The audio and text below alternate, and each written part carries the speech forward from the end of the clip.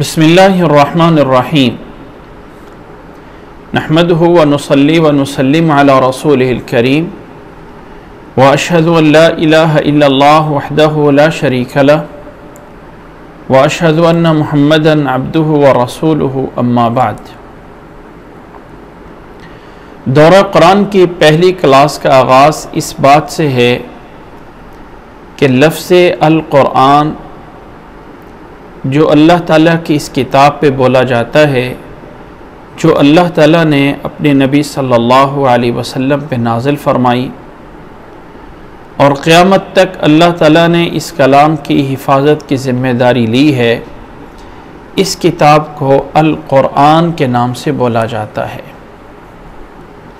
याद रख लें कि सबसे पहले एक मुसलमान होने के लिए इंसान को इस चीज़ पे ईमान लाना ज़रूरी है कि अल्लाह ताला ने इस दुनिया में अपने पैगंबर भेजे हैं और अल्लाह ताला ने इंसान को अपनी इबादत के लिए पैदा फरमाया है और अल्लाह ताला ने इस कायनात को के अंदर जो कुछ भी है, चाहे वो जमादात हैं, चाहे वो जानवर हैं, चाहे वो इंसान हैं, हर चीज़ का एक मकसद है, मकसद हयात है और हर चीज़ एक मकसद के तहत चल रही है। कोई चीज़ बेमकसद नहीं है और अल्लाह ताला ने इंसान का जो मकसद पैदा फरमाया है वो अल्लाह ताला ने ये फरमाया है, वमा खलक़तुल जिन्न वल इंसा इल्ला लियअबुदून, कि मैंने इंसानों और जिन्नों को महज और खालिस अपनी इबादत के लिए पैदा फरमाया है। और अल्लाह ताला की जो इबादत करनी है, जिसके लिए इंसान को पैदा किया गया है, इस इबादत का लाज़मी पहलू ये है कि ये इबादत उसी तरह की जाए जिस तरह के अल्लाह ने या अल्लाह के रसूल सल्लल्लाहु अलैहि वसल्लम ने सिखाई है। और अल्लाह ताला अपने नबी सल्लल्लाहु अलैहि वसल्लम पे बराह रास्त वही नाजिल करता रहा है, यानी अल्लाह का पैगाम अल्लाह का फ़रिश्ता लेके अल्लाह के नबी सल्लल्लाहु अलैहि वसल्लम पे आता रहा है। अल्लाह के नबी सल्लल्लाहु अलैहि वसल्लम पे ये वही कुरान मजीद की सूरत में भी है और अल्लाह के नबी सल्लल्लाहु अलैहि वसल्लम के अहादीस, अल्लाह के नबी सल्लल्लाहु अलैहि वसल्लम के अहादीस के अंदर जो मफ़हूम या जो फ़रामीन हैं वो भी अल्लाह की तरफ से हैं, क्योंकि अल्लाह ने अपने नबी सल्लल्लाहु अलैहि वसल्लम के बारे में फ़रमाया है, वमा यंतिक़ु अनिल हवा इन हुवा इल्ला वह्यु यूहा, कि नबी अपनी तरफ से कुछ नहीं बोलता, उसकी तरफ जो कुछ भी बयान दिया जा रहा है वो अल्लाह के नबी सिर्फ़ और सिर्फ अल्लाह की वही से बोलते हैं। तो अल्लाह के नबी सल्लल्लाहु अलैहि वसल्लम को जो अल्लाह ताला ने ये कलाम कुरान मजीद अता फ़रमाई है, ये लफ्ज़ कुरान इस पे बोला जाता है और ये लफ्ज़ कुरान अरबी का लफ्ज़ है और अरबी में एक वर्ब बोला जाता है क़राअ, जिसका माना है पढ़ना, जिसका माना है पढ़ना, उसी से निकला है कुरान, क़राअ से निकला हुआ है कुरान, कुरान। अब ये कुरान अगर हम देखते हैं तो ये अरबी ज़बान में एक लफ्ज़ होता है जिसको हम मस्तर बोलते हैं, जिससे आगे बहुत सारे अल्फाज निकलते हैं। एक लफ्ज़ से बहुत सारे अल्फाज निकलते हैं तो उसको मस्दर बोलते हैं, यानी एक से ये भी निकलता है, नाउन भी निकलता है, वर्ब भी निकलता है और भी बहुत सारे नाम निकलते हैं, तो उसे मस्दर बोला जाता है। तो कुरान मस्दर है। अल्लाह ताला ने कुरान मजीद में फ़रमाया है, व कुरान अल-फज्री इन्ना कुरान अल-फज्री काना मशहूदा, कि कुरान मजीद जो फजर का टाइम पढ़ना है, इस टाइम अल्लाह ताला के उस फजर के टाइम फ़रिश्ते हाज़िर होते हैं, तो वहाँ ये कुरान मस्तर के माने में है, यानी पढ़ना। जैसे हम होता है ना खेलना, खाना पीना, ये एक मस्तर है। मैं खा रहा हूँ, मैं पी रहा हूँ, ये एक वर्ब है। लेकिन जब मैं बोलता हूँ पीना, खाना, या ये मैं बोलता हूँ ये कापी, ये कलम, ये कुर्सी, ये एक नाउन है। इसी तरह ये कुरान भी एक मस्तर और नाउन है जिसका माना है पढ़ना। और ये जब किसी एक चीज़ पे बोला जाए, मस्दर लेके बोल दिया जाए किसी चीज़ पे, तो उसमें मुबालगा मकसद होता है। मेरी बात क्या सारी का खुलासा ये है कि कुरान का माना है बहुत ज़्यादा पढ़े जाने वाली किताब, बहुत ज़्यादा पढ़े जाने वाली किताब, ये इसका नाम है कुरान। और इसी तरह इस क़ारा के एक दूसरा माना भी है और वो होता है जमा करना, कि कुरान मजीद एक ऐसी किताब है जिसमें अल्लाह ताला ने हर तरह की खूबी जमा फरमाई है। तो ये मजमूअन के माने में भी है और जमा शुदा के माने में भी है, जो इसका लफ्ज़ कुरान है। और ये किताब जिसे कुरान बोला जाता है, जिसका माना ही बहुत ज़्यादा पढ़ा जाने वाली चीज़ है, जिसका माना हर चीज़ को जमा करने वाली किताब है, ये अल्लाह की वो किताब है जो अल्लाह ने अपने नबी सल्लल्लाहु अलैहि वसल्लम पे एक वही की सूरत में 23 साल में नाजिल फरमाई है। पहली वही नाजिल हुई थी जब अल्लाह के नबी सल्लल्लाहु अलैहि वसल्लम गार हिरा में थे। अल्लाह के नबी सल्लल्लाहु अलैहि वसल्लम की उम्र 40 साल पूरी हो चुकी थी और अल्लाह के नबी सल्लल्लाहु अलैहि वसल्लम गार हिरा में एहतिकाफ करते थे। तो वहाँ पे पहली वही नाजिल हुई और अल्लाह ताला ने जिब्रील अलैहिस्सलाम को फरिश्ते को भेजा और पहली सूरत अलक़ की 5 आयात नाजिल हुई। बिस्मिल्लाहिर्रहमानिर्रहीम, इक़रा बिस्मि रब्बिकल्लज़ी खलक़, खलक़ल इंसान मिन अलक़, इक़रा व रब्बुकल अकरम। ये पहली वही जो है वो नाजिल होती है अल्लाह के नबी सल्लल्लाहु अलैहि वसल्लम पे।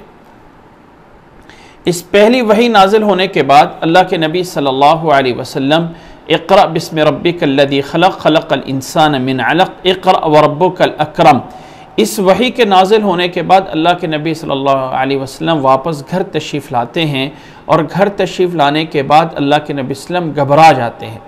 फिर आहिस्ता आहिस्ता ये वही नाजिल होती रही और 23 साल के अरसे में अल्लाह के नबी सल्लल्लाहु अलैहि वसल्लम पे ये वही पूरी होती है।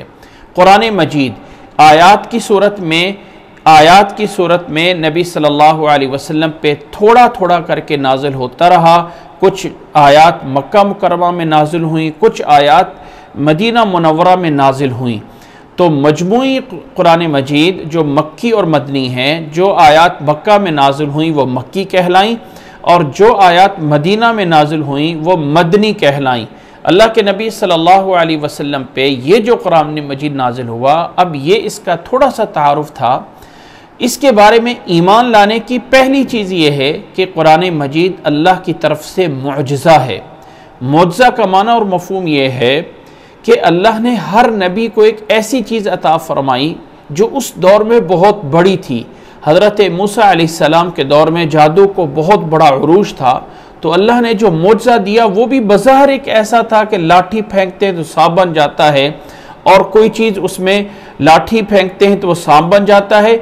इसी तरह अल्लाह के नबी सल्लल्लाहु अलैहि वसल्लम यानी हज़रत मूसा अलैहिस्सलाम अपना हाथ बगल में दे के निकालते हैं तो वो जो है वो चमकने लग जाता है।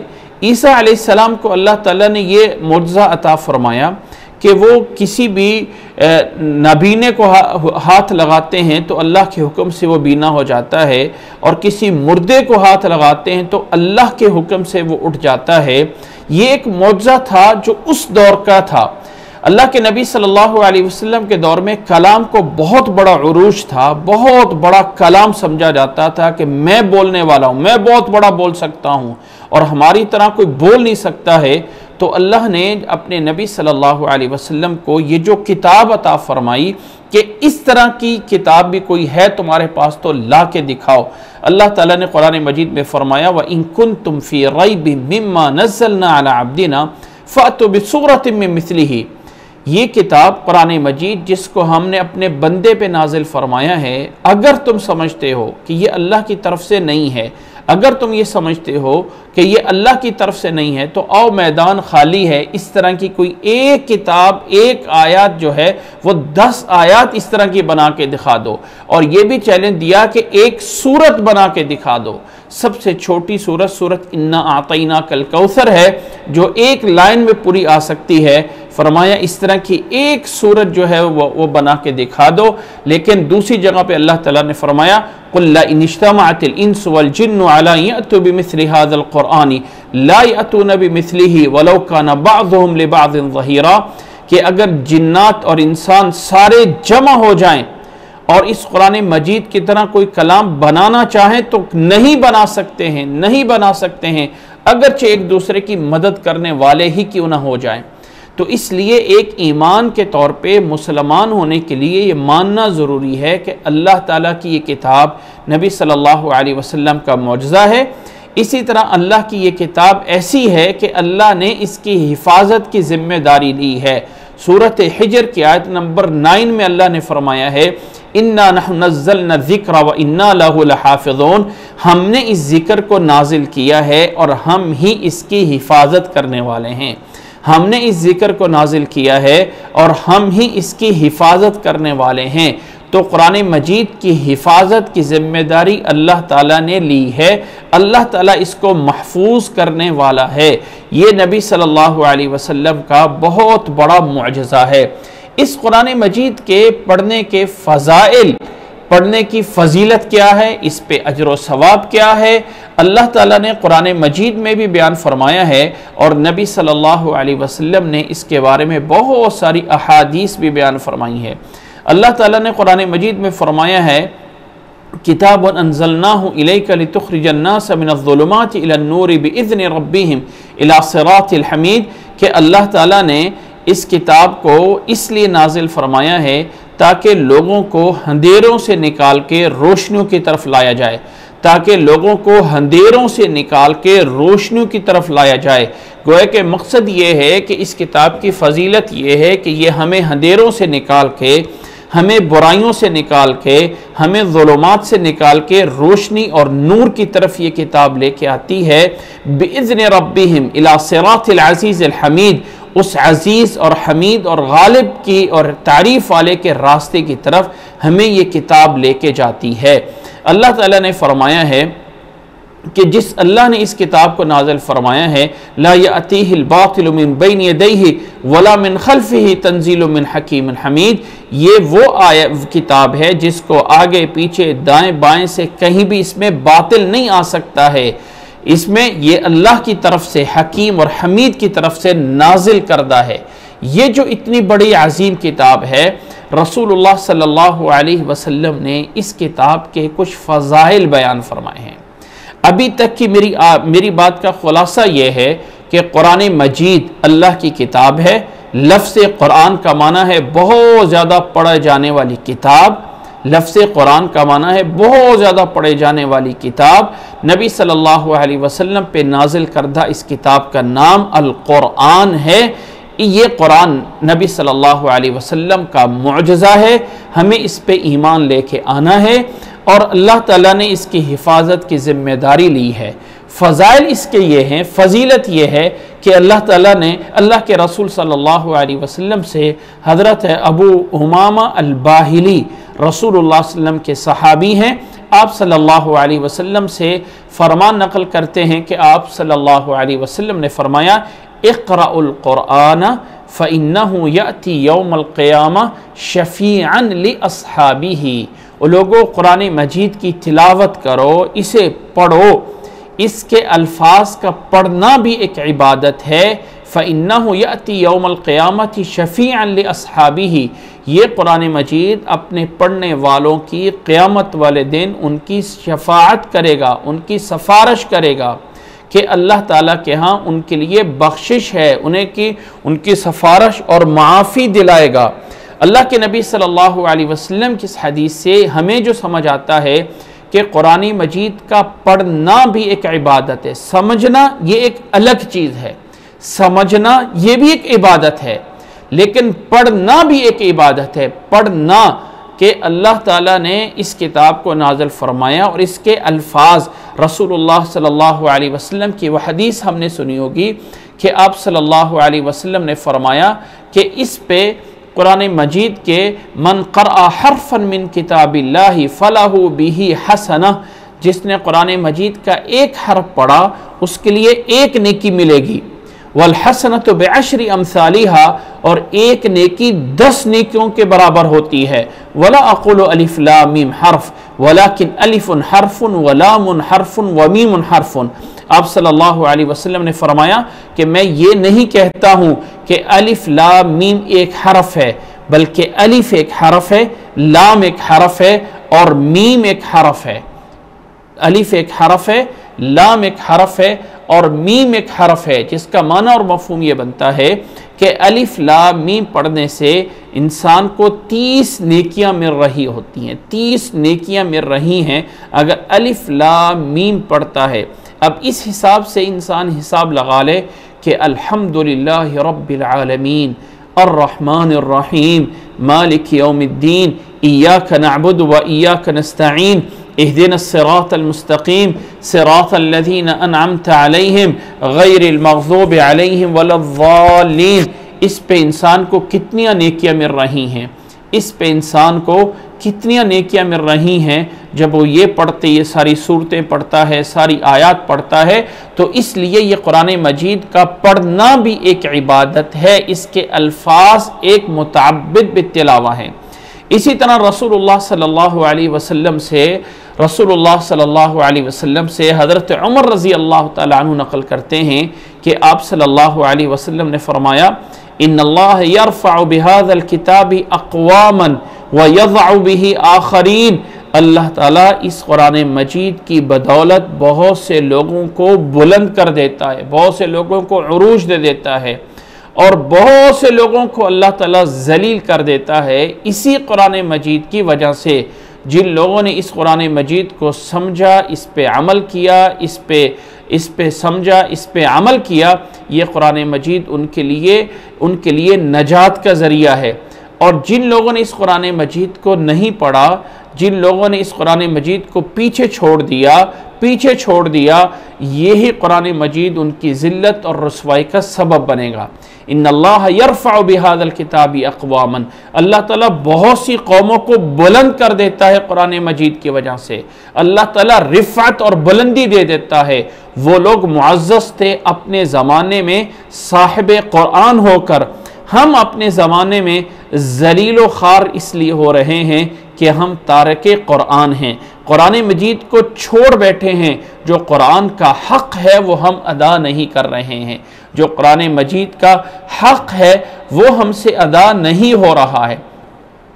कुरान मजीद के हक़ ये हैं कि पहला हक़ इसका ये है, कुरान मजीद के जो 5 हुकूक़ हैं उनमें पहला हक़ ये है कि ईमान लाया जाए कि ये कलाम अल्लाह की तरफ से है, अल्लाह की कलाम है, किसी और की कलाम नहीं है।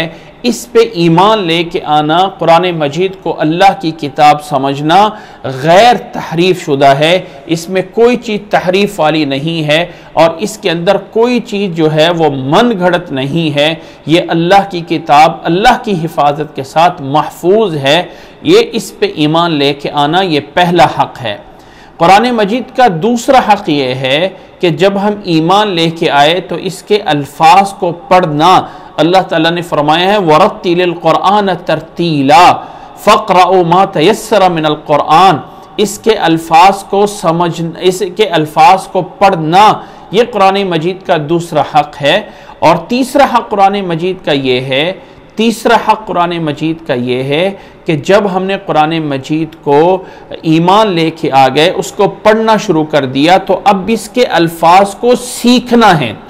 वरत्तिलिल कुरान का माना यह है कि कुरान मजीद को उस तरह पढ़ा जाए जैसे कि इसको सही पढ़ना सही अदायगी का एक तरीक़ा है। याद रख लें कि अरबी ज़बान एक ऐसी नाज़िक ज़बान है, एक ऐसी नाज़िक ज़बान है जिसमें एक नुक्ते के ऊपर नीचे होने से, एक ज़बर ज़ेर के ऊपर नीचे होने से माने में बहुत बड़ा फ़र्क पड़ जाता है, बहुत बड़ा फ़र्क पड़ जाता है।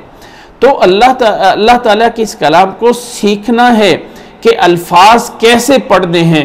कुल हुवल्लाहु अहद, काफ को मोटा करके पढ़ने का माना यह है फरमा दीजिए, कह दीजिए वो अल्लाह एक है। फरमा दीजिए, कह दीजिए वो अल्लाह एक है। और अगर इसे ही कुल हुवल्लाह, काफ को बड़े काफ की बजाय छोटा डंडे वाला काफ कर दिया जाए तो माना यह बनता है कुल, जिसका माना है सब अल्लाह हैं, सारे के सारे। या कुल का माना खा लीजिए, अकल अकल या अकुल कुल अरबी में खाने को बोला जाता है। लेकिन काल यक़ूल, कुल बोलने को, कहने को, ऐलान करने को। तो मफहूम ये है फरमा दीजिए, कह दीजिए वो अल्लाह एक है। तो अल्फाज को सीखना, जिसे हम तजवीद के साथ कहते हैं पढ़ना, ये कुरान मजीद का तीसरा हक है। चौथा हक कुरान मजीद का ये है कि कुरान मजीद अल्लाह ताला की किताब हमारी तरफ भेजी गई है, इसलिए भेजी गई है, ये नहीं है कि हम इसको बहुत ही ऊंचे तरीके से इसको यानी लिफाफों में और गलाफों में लपेट लपेट के ऊंचा रख दें। इसमें कोई शक नहीं कि अदब और एहतराम करना है, लेकिन असल मकसद इसका जो है वो ये है कि इसे समझा जाए कि अल्लाह का पैगाम मेरी तरफ क्या है। ये अल्लाह ने अपना पैगाम भेजा है, जो मेरी तरफ अल्लाह का पैगाम आया है कि अल्लाह ताला ने मुझे ये हुक्म दिया है, अकीमुस्सलाता आतुज़ ज़काता। अल्लाह का ये ऑर्डर है, अल्लाह का ये हुक्म है, अल्लाह ने ये फरमाया है, अल्लाह ताला ये कह रहा है, अल्लाह ताला ये फरमा रहा है। ये मेरे लिए, मेरे और आप सब के लिए, हर एक इंसान को समझना चाहिए। जब अल्लाह ताला कहता है या अय्युहल्लज़ीना आमनू, ए ईमान वालो, तो अल्लाह मुझसे मुखातिब है कि ए इंसान तू ये कर, ए इंसान तू ये कर, तुझे ये ऑर्डर दिया जा रहा है। तो कुरान मजीद का चौथा हक ये है कि उस पे कुरान मजीद के चौथे इस हक पे कि समझा जाए, इसका तर्जमा पढ़ा जाए, तफसीर पढ़ी जाए कि अल्लाह ताला मुझे क्या पैगाम दे रहा है, अल्लाह ताला मुझे क्या कहना चाहता है।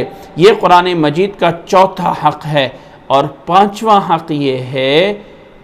हक ये है कि फिर इसको जब ईमान लेके आ गए, पढ़ना शुरू कर दिया और पढ़ने के बाद सही तरह सीख के पढ़ना शुरू कर दिया, चौथे नंबर पे इसके मानी समझ लिए, अब आगे फैलाना है। रसूलुल्लाह सल्लल्लाहु अलैहि वसल्लम ने फरमाया है, खैरुकुम मन तअल्लमल कुरआन व अल्लमा, खैरुकुम मन तअल्लमल कुरआन व अल्लमा। तुम में से बेहतरीन इंसान वो है, तुम में से अफसल तरीन इंसान वो है जो कुरान मजीद सीखता है और सिखाता है। जो कुरान मजीद सीखता है और सिखाता है, ये सबसे अफजल इंसान है जो कुरान मजीद सीखता है और आगे लोगों को सिखाता। याद रख लें कि किसी इंसान के बेहतर होने की गवाही मैं दूंगा, आप देंगे, फ़लाँ अच्छा है, फ़लाँ बुरा है, लेकिन अल्लाह के रसूल सल्लल्लाहु अलैहि वसल्लम उन लोगों को कह रहे हैं ये हैं बेहतर। खैरुकुम, तुम में से बेहतरीन लोग वो हैं जो कुरान मजीद सीखते हैं और सिखाते हैं। कुरान मजीद के इन फ़ज़ाइल के बाद और कुरान मजीद के इन हुकूक को जानने के बाद कुछ कुरान मजीद के बारे में मालूमात जाननी चाहिए। कुरान मजीद के जो असल चीज़ है, नोट करें इस बात को। हमारे यहाँ ये होता है कि मैंने 1 सिपारा पढ़ लिया, 2 सिपारे पढ़ लिए, 3 सिपारे पढ़ लिए, 10 सिपारे पढ़ लिए। ये जो सिपारों की तकसीम है, ये मेरे और आपके लिए आसानी के लिए बाद के उलमा ने की हुई है। ये जो कुरान मजीद के सिपारों की तकसीम है, ये कुरान मजीद के जो रुकूआत की तकसीम है, ये कुरान मजीद के ये जो यानी अहज़ाब बनाए गए हैं, ये तकसीमें सब बाद की हैं, सिर्फ़ और सिर्फ मेरे और आपकी आसानी के लिए।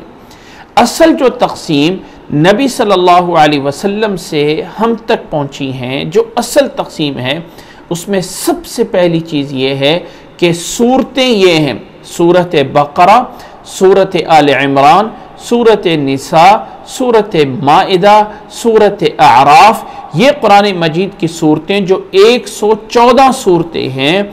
असल कुरान मजीद की तकसीम सूरतों पे है।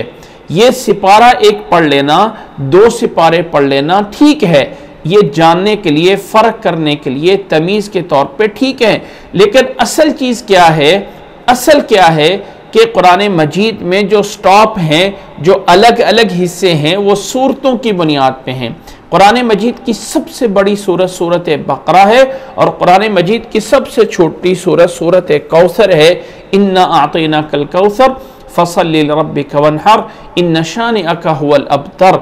ये कुरान मजीद जिसको सूरतों में तकसीम किया गया है। और अल्लाह के नबी सल्लल्लाहु अलैहि वसल्लम ने ये सूरतों को जो अलग अलग किया है, ये अल्लाह के नबी सल्लल्लाहु अलैहि वसल्लम पे जैसे अल्लाह ताला ने नाजिल फरमाया वैसे नबी सल्लल्लाहु अलैहि वसल्लम ने आगे उम्मत को दे दिए। ऐसा नहीं है कि यानी इज्तिहाद करके ये सूरत बकरा, ये सूरत आल इमरान, ये सूरत नास, सूरत इखलास, नहीं, जैसे अल्लाह ताला ने नबी सल्लल्लाहु अलैहि वसल्लम को दिया वैसी नबी सल्लल्लाहु अलैहि वसल्लम ने आगे उम्मत को दिया है। तो ये सूरतों की तकसीम गोया अल्लाह की तरफ से है, और सूरतों के नाम भी ये अल्लाह की तरफ से तौक़ीफ़ी हैं। तौक़ीफ़ी का मतलब ये है कि इसमें कोई इज्तिहाद नहीं किया गया है, सोच समझ के नहीं रखे गए कि इसका नाम सूरत बकरा रख दो, इसका नाम सूरत फातिहा रख दो, इसका नाम सूरत हशर रख दो, इसका नाम सूरत नास रख दो, नहीं, बल्कि ये सारी की सारी सूरतों के नाम भी अल्लाह की तरफ से हैं। ये सूरतों के नाम बाज़ दफ़ा सूरत के पहले हरफ से नाम रख दिया जाता है। सूरत यासीन है, सूरत क़ाफ है, सूरत साद है, पहले हरफ से सूरत का नाम। बाज़ दफ़ा सूरत के पूरे मौजू को सामने रख के नाम रखे गए हैं। सूरत इखलास, कुल हुवल्लाहु अहद, कहीं इसमें सूरत इखलास के अंदर लफ्ज़ इखलास नहीं आया है, बल्कि मजमून इसका जो है वह इखलास पे है, मजमून इसका जो है वह इखलास पे है, इसलिए इसका नाम सूरत इखलास रख दिया गया है। इसी तरह बाज़ दफ़ा सूरत किसी शख्सियत के बारे में होती है तो उससे सूरत का नाम पड़ जाता है। जैसे सूरत यूसुफ है, यूसुफ अलैहिस्सलाम का वाक़या है, उसके अंदर तफसील के साथ मौजूद है और उसका नाम सूरत यूसुफ है। बाज़ दफ़ा छोटा सा वाक़या होता है, उसको कोई बड़ी अहमियत भी नहीं होती है और अल्लाह ताला उसी से सूरत का नाम रख देता है। अब सूरत बकरा, जिसके अंदर बहुत सारे मसाइल बयान किए गए हैं, बहुत बड़ी सूरत है, बहुत सारे ज़िंदगी के मसाइल बयान किए गए हैं, बहुत सारे बनी इसराइल के वाक़यात बयान किए गए हैं, लेकिन एक छोटा सा गाय का वाक़या है और उसी से नाम सूरत बकरा है। तो सूरतों के नाम कोई सोच समझ के, कोई इज्तिहाद करके नहीं है, बल्कि सूरतों के नाम जो हैं वो तौक़ीफ़ी हैं, यानी अल्लाह के रसूल सल्लल्लाहु अलैहि वसल्लम की तरफ से हैं, और अल्लाह के रसूल सल्लल्लाहु अलैहि वसल्लम को जैसे अल्लाह ताला ने दिया था वैसे नबी सल्लल्लाहु अलैहि वसल्लम ने आगे उम्मत तक पहुँचा दिया है। याद रख लें कि कुरान मजीद पे अगर हम एक तायराना नज़र डालते हैं तो कुरान मजीद के मज़मून 3 हिस्सों में हमें नज़र आते हैं। कुरान मजीद पूरा का पूरा 3 मज़ामीन पे, 3 टॉपिक पे, 3 मौज़ूआत पे बात करता है। पहला मौजू है अल्लाह की तौहीद, अल्लाह ताला कौन है, वो गफूर है, वो रहीम है, वो जब्बार है।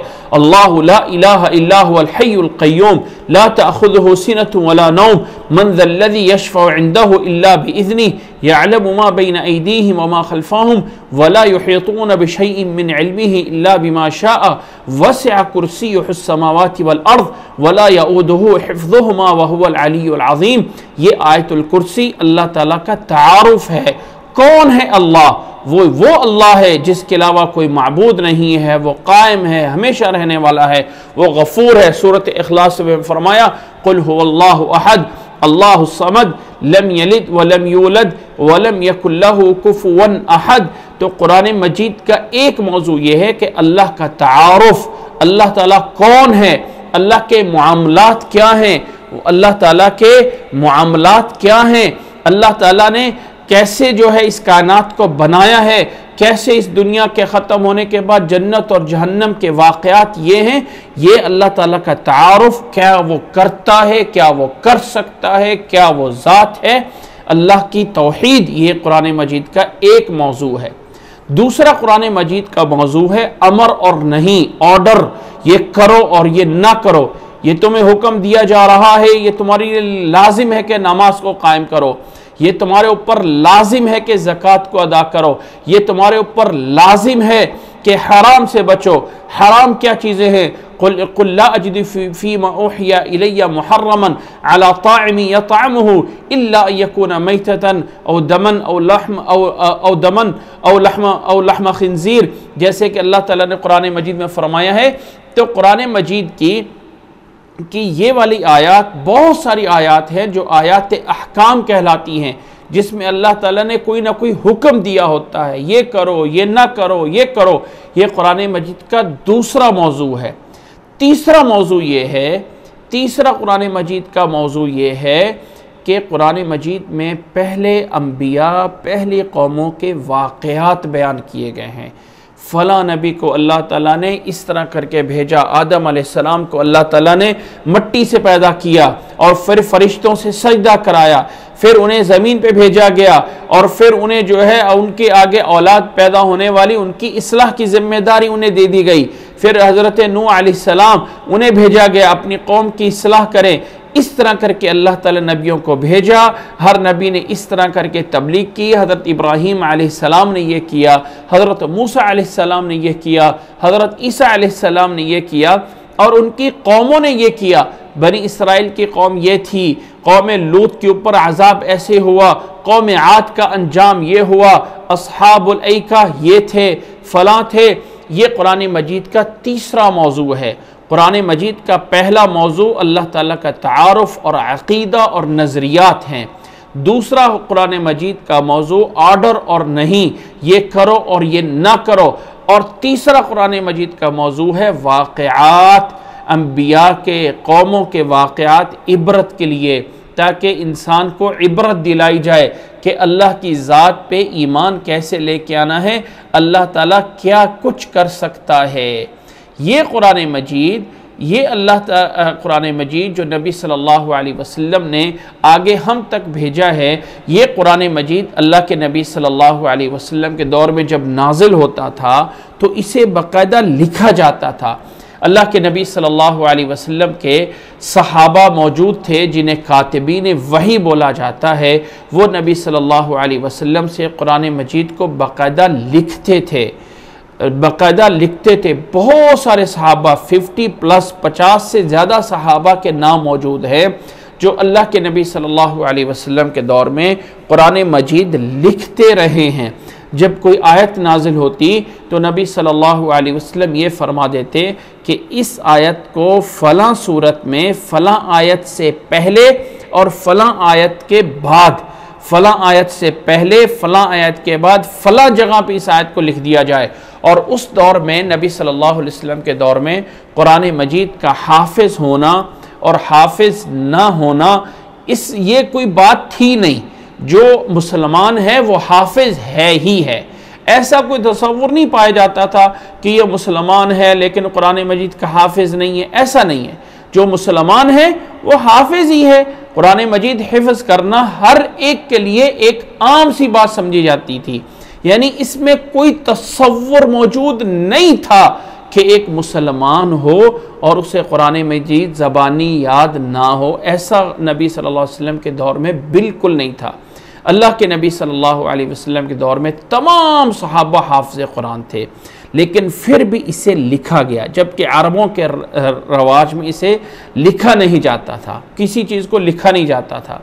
अल्लाह के नबी सल्लल्लाहु अलैहि वसल्लम जब इसके दुनिया से रहलत फरमा गए तो हज़रत अबू बकर रज़ी अल्लाह तआला अन्हु के दौर में बहुत सारे क़ुर्रा एक जंग में शहीद हो गए।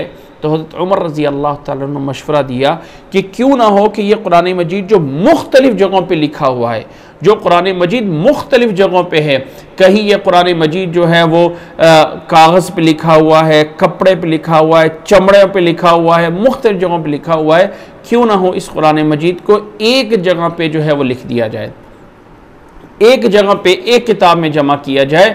इस बारे में हज़रत ज़ैद साबित रज़ी अल्लाह तआला अन्हु को और 2 सहाबा और को ज़िम्मेदारी लगाई गई, जिन्होंने एक बाकायदा मुसहफ़ मुरतब किया। और वो पूरा मुरतब होने के बाद हज़रत हफ्सा रज़ी अल्लाह तआला अन्हा उम्मुल मोमिनीन के पास रखा गया। हज़रत उस्मान रज़ी अल्लाह तआला अन्हु के दौर में फिर उस एक मुसहफ़ को मंगवा के, उसे जो है वो बुला के मंगवा के उस तरह के और नुस्खे तैयार करने के बाद पूरे इस्लामी खिलाफत में भेजे गए, ताकि जिसके पास कोई और पुराना नुस्खा हो तो उसे छोड़ दिया जाए और ये वाला नुस्खा जो कुरान मजीद का है सारे के सारे लोग इस पे जो है वो अमल करें, सारे के सारे इस पे जो है वो अमल किया जाए। हज़रत उस्मान रज़ी अल्लाह तआला अन्हु के दौर में, हज़रत उस्मान रज़ी अल्लाह तआला अन्हु के दौर में इस कुरान मजीद को बाकायदा दोबारा से मुरतब किया गया, यानी बाकायदा से उस तरह नहीं बनाया गया कि नए सिरे से लिखा गया, बल्कि हज़रत अबू बकर रज़ी अल्लाह तआला अन्हु के दौर में, हज़रत अबू बकर रज़ी अल्लाह तआला अन्हु के दौर में जो कुरान मजीद मुरतब हुआ था उसी को आगे नुस्खे बना के पूरी खिलाफत में तकसीम कराए गए। ये हज़रत उस्मान रज़ी अल्लाह तआला अन्हु का एक बहुत बड़ा अमल था, बहुत बड़ा अमल था जो उन्होंने कुरान मजीद को जमा करके बाकायदा उसके नुस्खे, बाकायदा एक ख़ास रस्मुल ख़त के फ़लाँ अल्फाज को ऐसे लिखना है, फ़लाँ अल्फाज को ऐसे नहीं लिखना है। इसके लिए हर चीज़ की एक तरतीब बनाई गई कि इस तरह करके फ़लाँ चीज़ की तरतीब बनानी है। ये तरतीब बनाने के बाद हज़रत उस्मान रज़ी अल्लाह तआला अन्हु के दौर में ये कुरान मजीद लिखने के बाद तक़सीम बाकायदा पूरी इस्लामी खिलाफत में भेजा गया। कुरान मजीद का इस तरह करके तरतीब में होना कि जैसे पहले सूरत बकरा है, दूसरे नंबर पे पहले नंबर पे सूरत फातिहा है, दूसरे नंबर पे सूरत बकरा है, तीसरे नंबर पे सूरत आल इमरान है और चौथे नंबर पे सूरत माइदा है, सूरत निसा है। ये सारी की सारी सूरतों की तरतीब ये भी अल्लाह के नबी सल्लल्लाहु अलैहि वसल्लम की तरफ से है। ऐसा नहीं है कि रसूलुल्लाह सल्लल्लाहु अलैहि वसल्लम के सहाबा ने इज्तिहाद करके किसी सूरत को आगे कर दिया है और किसी सूरत को पीछे कर दिया है, या किसी आयत को आगे कर दिया है या किसी आयत को पीछे कर दिया, ऐसा नहीं है। कुरान मजीद में जितनी भी तरतीब है ये वही तरतीब है जो अल्लाह ताला ने अपने नबी सल्लल्लाहु अलैहि वसल्लम को दी है और नबी सल्लल्लाहु अलैहि वसल्लम ने आगे हमें दी है। इसी तरह कुरान मजीद के बारे में हमें ये बात भी जानना ज़रूरी है, हमें ये बात भी जानना ज़रूरी है कुरान मजीद के बारे में कि कुरान मजीद की जितनी आयातें सब पे ईमान लाना ज़रूरी है। लेकिन कुछ आयात ऐसी हैं जिन्हें मुतशाबिह कहा जाता है। अल्लाह ताला ने कुरान मजीद में फरमाया है, हुवल्लज़ी अंज़ला अलैकल किताब मिन्हु आयातुम मुहकमात हुन्ना उम्मुल किताब व उख़्र मुतशाबिहात फ़अम्मल्लज़ीना फ़ी क़ुलूबिहिम ज़ैग़ुन फ़यत्तबिऊना मा तशाबह मिन्हु इब्तिग़ाअल फ़ित्नति व इब्तिग़ाअ तअवीली व मा यअलमु तअवीलहु इल्लल्लाह वर्रासिख़ून फ़िल इल्मि यक़ूलूना आमन्ना बिही कुल्लुम मिन इंदि रब्बिना व मा यज़्ज़क्करु इल्ला उलुल अलबाब। सूरत आल इमरान के आयत नंबर 7 में अल्लाह ताला ने फरमाया है कि अल्लाह ताला ने ये जो किताब आप पे नाज़िल फरमाई है इसमें कुछ ऐसी आयात हैं जो मुहकम हैं। मुहकम का मतलब ये है कि उनका हुक्म वाज़े है, अक़ीमुस्सलाता, नमाज पढ़ो, बात वाज़े है, ठीक है, नमाज पढ़ो, हुक्म वाज़े है, ज़कात अदा करो, उसकी तफसील नबी सल्लल्लाहु अलैहि वसल्लम ने बयान कर दी, बात वाज़े है, ये तुम्हारे ऊपर हराम है, बात वाज़े है। लेकिन कुछ चीज़ें ऐसी होती हैं जो इंसान अगर ये समझे कि मैं एक साइंसी लिहाज से इस बात को साबित करना चाहूँ तो वो साबित नहीं हो सकती है। अब अल्लाह ताला ने क़यामत वाले दिन अमाल का वज़न करना है, व नज़अुल मवाज़ीन अल क़िस्त लियौमिल क़ियामा, उस दिन अमाल का वज़न किया जाएगा। भाई अमल ये तो एक फेल है ना, एक एक्शन है, इस एक्शन का वज़न कैसे हो सकता है? ये तो बस एक्शन किया ख़त्म हो गया, अब ये इसका वज़न कैसे होगा? आज के दौर में जब हवा को वज़न किया जा सकता है और रोशनी की रफ्तार कितनी तेज़ है, स्पीड कितनी तेज़ है, रोशनी कितनी देर में उधर पहुंचती है, इसको पैमाश कर लिया गया। आवाज़ की रफ्तार कितनी है, इसको जब पैमाश में किया जा सकता है तो अल्लाह ताला इस चीज़ पे कादिर है कि अल्लाह ताला अमाल का वज़न कर सके। जन्नत ऐसी होगी, जहन्नम ऐसी होगी, ये कुछ होगा, ये जो चीज़ें अक़ल में नहीं आ सकती हैं उन पे भी ईमान लेके आना कि अल्लाह ताला कादिर है। यहाँ पे एक नुक्ता समझ लीजिए कि इन्नल्लाह अला कुल्लि शैइन क़दीर का माना क्या है। क्या इन्नल्लाह अला कुल्लि शैइन क़दीर का माना यह है कि अल्लाह ताला वो काम कर सकता है, उन चीज़ों पे कादिर है जो मेरी अक़ल में आ सकती हैं।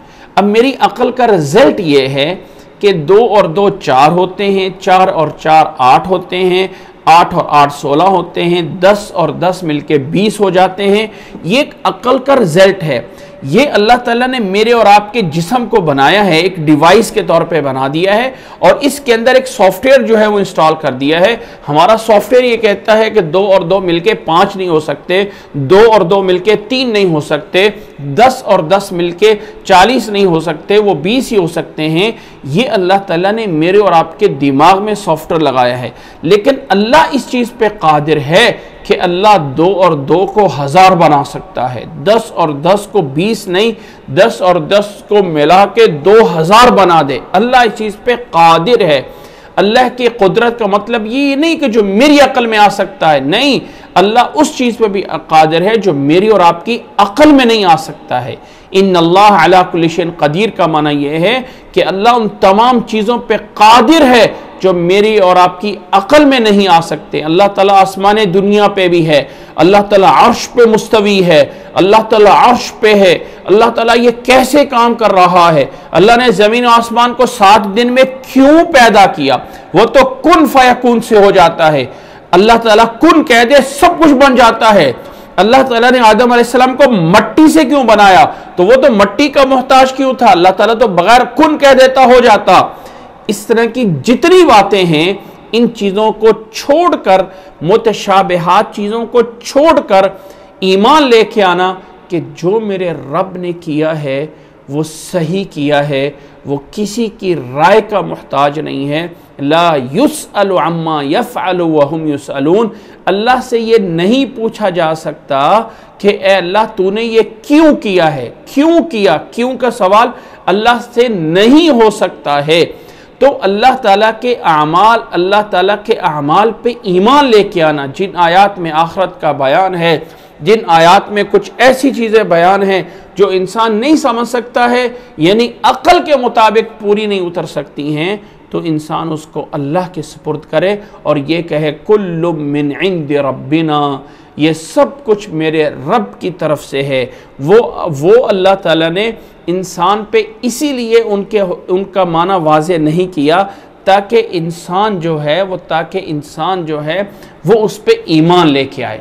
अब जिन लोगों के दिल में टेढ़पन होता है, जिन लोगों के दिलों के अंदर टेढ़पन होता है, वो लोग चाहते हैं कि उन मुतशाबिहात के माने निकालें, वो मुतशाबिहात के माने को समझे। अच्छा, अज़ाब क़ब्र कैसे करके होगा, उसकी डिटेल कैसे होगी, मुर्दे को तकलीफ़ कैसे दी जा सकती है, वो रूह को अज़ाब होगा या जिस्म को अज़ाब होगा, वो हम कैमरे लगाएं तो उसको देख सकते हैं कि नहीं दे सकते, वग़ैरह वग़ैरह। नबी सल्लल्लाहु अलैहि वसल्लम जब इसरा पे गए तो वो सातों आसमानों पे कैसे पहुँचे, फलां ये था, फलां वो था। इन तमाम चीज़ों को बयान देखें, जिस चीज़ को अल्लाह ने नहीं बयान किया है, जिसको अल्लाह के नबी सल्लल्लाहु अलैहि वसल्लम ने नहीं बयान किया, हम कौन होते हैं कि उसके पीछे लगे रहें कि फ़लाँ क्या है, फ़लाँ क्या है, फ़लाँ क्या है, फ़लाँ क्या है, अच्छा ये बताएं ये क्या है, वो कैसे हुआ, वो कैसे हुआ।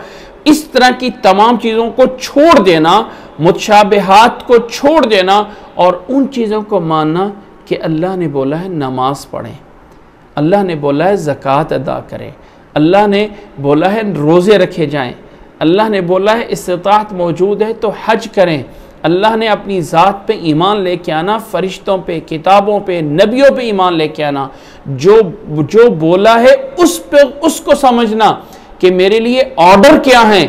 यह है अक्लमंदी। ये नहीं कि इंसान ऐसी चीज़ों के पीछे पड़ा रहे, ऐसी चीज़ों के पीछे पड़ा रहे जिनकी ज़रूरत ही नहीं है और उनकी बहसों में लगा रहे।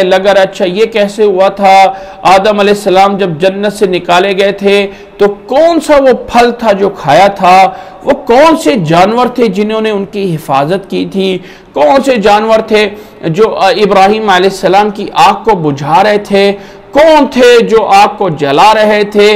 ऐसी चीज़ों के अंदर पढ़ने के बजाय जो ईमान की बातें हैं, जो हमें जिसका मुतालबा किया जाएगा कब्र में, उनको समझना। कुरान मजीद के अंदर आयात कुछ मुहकम हैं, कुछ मुतशाबे हैं। मुहकम का मतलब जिनका माना वाज़े है और मुतशाबे का माना जिनका माने वाज़े नहीं है। उनके ऊपर सिर्फ ईमान लेके आना, जिसके अंदर आखरत का बयान है, जिसके अंदर जन्नत और दोज़ख का बयान है, उस तफासील को अल्लाह ताला ही बेहतर जानता है वो कैसे कर सकता है। इसलिए उन सब पे ईमान लेके आना, मुतशाबिहात पे, ये लाजिम और ज़रूरी है। यहाँ पे एक और बात भी बतौर एक ज़िम्नन समझ लीजिए कि अल्लाह ताला का ये पैगाम जब मेरे और आपकी तरफ भेजा गया है ना, तो ये अमल करने के लिए, समझने के लिए भेजा गया है। इस कलाम के अंदर, कुरान मजीद की किताब के अंदर याद रख लें कि अल्लाह ताला ने अपने नबी सल्लल्लाहु अलैहि वसल्लम पे कलाम नाजिल फरमाया और नबी सल्लल्लाहु अलैहि वसल्लम ने आगे सहाबा को ये बयान किया और नबी सल्लल्लाहु अलैहि वसल्लम के सहाबा ने आगे उम्मत के आगे बयान किया, फ़लाँ आयत का ये माना है, फ़लाँ आयत का ये माना है। नोट कर लें, सहाबी की राय, सहाबी की अपनी बात कुरान मजीद की तफसीर के अंदर वही हैसियत रखती है जो नबी की बात है। इसलिए कि ये सहाबा जो हैं ये अरबी जानते थे, और कुरान मजीद जब नाजिल होता था इक़रा बिस्मि रब्बिकल्लज़ी खलक़, तो नबी सल्लम लफ्ज़ी तर्जमा जैसे आज हमें पढ़ाया जाता है, इक़रा का माना है पढ़ो पढ़ो, अल्हम्दुलिल्लाह का माना है तमाम तारीफ़ें अल्लाह के लिए हैं, बिस्मिल्लाह का माना ये शुरू करता हूँ अल्लाह के नाम से। इस तरह के लफ्ज़ी तर्जमे सहाबा को नहीं पढ़ाएं, इसलिए कि वो समझते थे कि बिस्मिल्लाह का माना ये कि शुरू करते हैं अल्लाह के नाम से जो बड़ा मेहरबान निहायत रहम करने वाला है। अल्हम्दुलिल्लाह रब्बिल आलमीन, तमाम तारीफ़ें उस अल्लाह के लिए हैं जो तमाम जहानों को पालने वाला, ये वो माना समझते थे। तो सहाबा की वो समझ आगे जब उम्मत के आगे नकल की गई है, तो इस उम्मत के लिए सहाबी की राय, सहाबा की तफसीर के बारे में कोई भी राय आ जाए तो वो वही हैसियत रखती है जो नबी सल्लल्लाहु अलैहि वसल्लम की मरफू हदीस की हैसियत है। सहाबी का कौल तफसीर में मरफू हदीस के बराबर होता है। यह है मेरी बात का खुलासा। तो अल्लाह के नबी सल्लल्लाहु अलैहि वसल्लम ने सहाबा को बताया, सहाबा ने आगे वो हम तक बातें तफसीर की बहुत सारी पहुँचा दी, और बहुत सारी तफासिर अल्लाह के नबी सल्लल्लाहु अलैहि वसल्लम के बाद, सहाबा के बाद अइम्मा और मुफस्सिरीन ने बहुत सारी तफासिर हैं कुरान मजीद के जो हम तक पहुँचाई हैं। इन तफासिर के अंदर, बहुत अच्छी तफासिर के अंदर, एक तफसीर को मैं बहुत ज़्यादा हाईलाइट करके बयान करता हूँ, और वो तफसीर है तफसीर इब्न कसीर। तफसीर इब्न कसीर एक बहुत बड़ी अजीम किताब है जो तकरीबन हर ज़बान में उसका तर्जमा मौजूद है। ये है एक वो तफासिर जो हमारे सामने मौजूद हैं, जिनको हम पढ़ सकते हैं, जिनको हम समझ सकते हैं, जिनको हम जान सकते हैं। कुरान मजीद के अंदर जब चीज़ें मौजूद हैं तो एक लचक मौजूद है, थोड़ी सी लचक उन लोगों के लिए जो गलत रास्ते पे जाना चाहते हैं, जो गलत रास्ता इख्तियार करना चाहते हैं। जो अल्लाह ताला ने फरमाया ना कुरान मजीद में, यहदी युज़िल्लु बिही कसीरन, कि अल्लाह ताला बहुत से लोगों को इस कुरान मजीद के ज़रिए गुमराह करता है। बहुत से लोगों को अल्लाह ताला हिदायत भी देता है और बहुत से लोगों को अल्लाह ताला गुमराह भी करता है। वो कैसे? कि जो इंसान पहले एक ज़हन के अंदर मतलब रख लेता है कि मैंने फ़लाँ चीज़ को नाजायज़ करना है, फ़लाँ चीज़ को मैंने हलाल करना है, फलाना मतलब मैंने निकालना है, पहले से एक दिमाग में चीज़ बना लेता है, और फिर कुरान मजीद को पढ़ना है, तफसीर पढ़ता है और हर मतलब को अपनी तरफ घुमा लेता है, हर मतलब को अपनी तरफ घुमा लेता है, तो ये घुमाना इंसान के लिए गुमराही पैदा करता है। जब हम मुहकम और मुतशाबे पे बात करते हैं तो इस बात का समझना ज़रूरी है कि कुरान मजीद को समझने के लिए जो कुरान मजीद बयान करता है उस पे ईमान लेके आना है। ये नहीं है कि जो मैंने सोचा है उस पर कुरान को दलील बनाना है। इन दोनों में फ़र्क है। एक है जो मैं सोचता हूँ उस पर मैंने कुरान को दलील बनाना है, और एक है जो कुरान मजीद में आया है उसको मैंने मानना है। दोनों में फ़र्क है। जो लोग ये कहते हैं कि जो कुरान मजीद में आया है हम उसको मिन वान मानते हैं, तस्लीम करते हैं, ईमान लेके आते हैं, यह है कामयाब रास्ता। और जो लोग ये कहेंगे कि नहीं, जो हमने सोचा है वो भी कुरान में होना चाहिए, यहां से गुमराही का रास्ता निकल पड़ता है।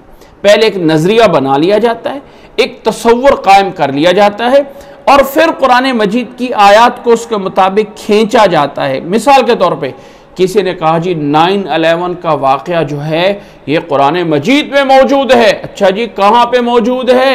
ये जो है वो 110 मंजिल इमारत थी और 9 और 11 था, 11वां सिपारा और 9वीं सूरत, 110 नंबर आयत को जाके पढ़ लो। ला यज़ालु बुनियानुहुम अल्लज़ी बनु रिबतन फी क़ुलूबिहिम इल्ला अन तक़त्तअ क़ुलूबुहुम। ये बिल्डिंग, ये इमारत उनके दिलों में खटकती रहेगी यहां तक कि उनके दिल पाश पाश हो जाएं। देखा, ये देखो 9/11 का तज़किरा मौजूद है। याद रख लें, ऐसा नहीं किया जाता कुरान के साथ। आजकल एक बहुत बड़ी वबा फैली हुई है और लोग कुरान मजीद को और मुख्तलिफ अहादीस को जोड़ के फला देखो आयत का ये माना बनता है, फला देखो हदीस को यूं जोड़ा जाता है। ऐसे नहीं किया जाता।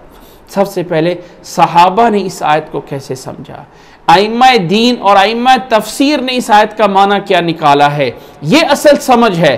जब आप इंसान ये समझ ले कि मैंने अपनी ज़ात के ज़ाती अमल पे कुरान मजीद को दलील बनाना है और फिर कोई दलील निकालना चाहे तो याद रख लें, हराम काम करने वालों ने भी दलीलें कुरान मजीद से बना लेते हैं। किसी ने कहा शराब हलाल है, भाई कैसे हलाल है? कहा कुरान मजीद ने कहा है जन्नतियों को शराब दी जाएगी, फिर रहीक़ मख्तूम, मोहर लगी हुई शराब होगी, मोहर लगी हुई होगी। तो जो चीज़ जन्नत में हलाल हो सकती है वो दुनिया में कैसे हराम होगी, वगैरह वगैरह। दलील के लिए आयत जो है रहीक़ मख्तूम लगा दी कि मोहर लगी हुई शराब दी जाएगी। तो दलील क्या है? कुरान मजीद। याद रख लें, ऐसी दलील बनाना जायज़ नहीं है। जब हम कुरान मजीद को पढ़ते हैं तो जो कुरान मजीद से समझ आ रहा है उसको मानना लाजिम है। ये नहीं कि जो मैं समझता हूं उस पर दलील बनाना है। इन दोनों में फ़र्क है। जो लोग कुरान मजीद पढ़कर उससे समझ लेते हैं वो तो हिदायत याफ्ता हैं, और जो लोग अपनी बात बनाकर फिर उस पर कुरान मजीद को दलील बना रहे होते हैं, अपना नज़रिया कुरान मजीद में दाखिल करते हैं, याद रख लें ये गुमराही है। अल्लाह ताला हमें महफूज फरमाए। मेरी बात का खुलासा ये है कि कुरान मजीद की वाज़े और मुहकम आयात पे अमल करना लाजिम है, मुतशाबे आयात पे ईमान लाना लाजिम है, और कुरान मजीद को समझना है बग़ैर किसी अपने ज़ाती मुक़द्दमे के, यानी बग़ैर कोई ज़ाती सोच के, ज़ाती सोच लिए बग़ैर कुरान मजीद को पढ़ना है। जो कुरान मजीद से निकलता आए, जो कुरान मजीद से समझ आती जाए, उसी के ऊपर जो है वो अमल करना, उसी के ऊपर जो है वो समझना, ये है असल हिदायत। अल्लाह ताला ने सूरत फुरक़ान के अंदर फरमाया है व इबादुर्रहमानिल्लज़ीना यमशूना अलल अर्ज़ि हौनन व इज़ा ख़ातबहुमुल जाहिलूना क़ालू सलामा। रहमान के बंदे ये हैं, रहमान के बंदे वो हैं, रहमान के बंदे वो हैं। और आखिर में चल के फरमाया वल्लज़ीना इज़ा ज़ुक्किरू बिआयाति रब्बिहिम लम यख़िर्रू अलैहा सुम्मा व उम्याना। रहमान के बंदे वो हैं कि जब वो अंधे और बहरे होकर गिरे, जब उन पर कुरान मजीद तिलावत की जाती है तो वो अंधे और बहरे होकर नहीं गिरते हैं, बल्कि गौर और फ़िक्र और सोच और समझ के अमल करते हैं। कुरान मजीद को सोचना, समझना, अमल करना, ये इंसान की ज़िम्मेदारी है। उसके अंदर कीड़े निकालना या उसके अंदर मर्ज़ी के मफ़हूम निकालना या बिल्कुल ही ना निकालना और समझना बस कुरान मजीद मेरी समझ में आ ही नहीं सकता है, ये तो वो पता नहीं कौन दूसरी मखलूक थी जो समझ सकती थी, हम तो कुरान मजीद को समझ ही नहीं सकते हैं, तो ये जायज़ नहीं है, ये जायज़ नहीं है। कुरान मजीद में अल्लाह ताला ने फरमाया है अल्लाह ताला ने फरमाया है वलक़द यस्सरनल कुरान लिज़्ज़िक्रि फ़हल मिन मुद्दकिर। हमने कुरान मजीद को इंतहाई आसान किया है। कोई है समझने वाला कि आके समझे? कोई है समझने वाला? हमने आसान किया है। आप इससे अंदाज़ा लगा लें, एक इंसान जो अपना नाम नहीं लिख सकता, अपने सिग्नेचर नहीं कर सकता, अंगूठा लगाता है, एक छोटा सा नूरानी कायदा या कोई एक कायदा अलिफ बा ता का पढ़ के आराम से कुरान मजीद पढ़ रहा होता है, उसको अपना नाम नहीं पढ़ना आता होता, लेकिन कुरान मजीद की किताब को उसे पढ़ना आता होता है, कुरान मजीद की किताब उसे पढ़ना आ रही होती है। तो ये है कुरान मजीद का बहुत बड़ा मुअज्ज़ा कि कुरान मजीद इंतहाई आसान है। वलक़द यस्सरनल कुरान लिज़्ज़िक्रि फ़हल मिन मुद्दकिर। कोई है कि आके इसे समझे, कोई है इसे आके जो है वो पढ़े। तो ये कुरान मजीद जिसके बारे में हमने थोड़ा सा जाना, ये अल्लाह के नबी सल्लम का मुअजिज़ा है। ये मुअजिज़ा इसके अल्फाज पढ़ने पे इबादत है। कुरान मजीद के 5 हुकूक़ हैं। कुरान मजीद 3 मौज़ूआत पे बात करता है। कुरान मजीद मुहकम और मुतशाबिह है। सहाबी का कौल भी हदीस के अंदर जो है वो मरफू हदीस की हैसियत रखता है। कुरान मजीद में जो कुछ आया है उसको समझना और अमल करना ये है मुहकम। ये नहीं है कि मर्ज़ी की बात लेकर उसके ऊपर कुरान को दलील बनाना, ये जायज़ नहीं है। ये कुरान मजीद के बारे में मालूमात हमने जानी जो अल्लाह के नबी सल्लल्लाहु अलैहि वसल्लम ने सहाबा को पढ़ाया और सिखाया।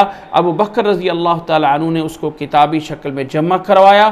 फिर हज़रत उस्मान रज़ी अल्लाह तआला अन्हु ने उसको पूरी इस्लामी खिलाफत के अंदर किताबी शक्ल में बाकायदा तक़सीम किया, जो अल्लाह की हिफाजत के साथ आज तक हमारे पास महफूज उसी तरह चलता हुआ आ रहा है।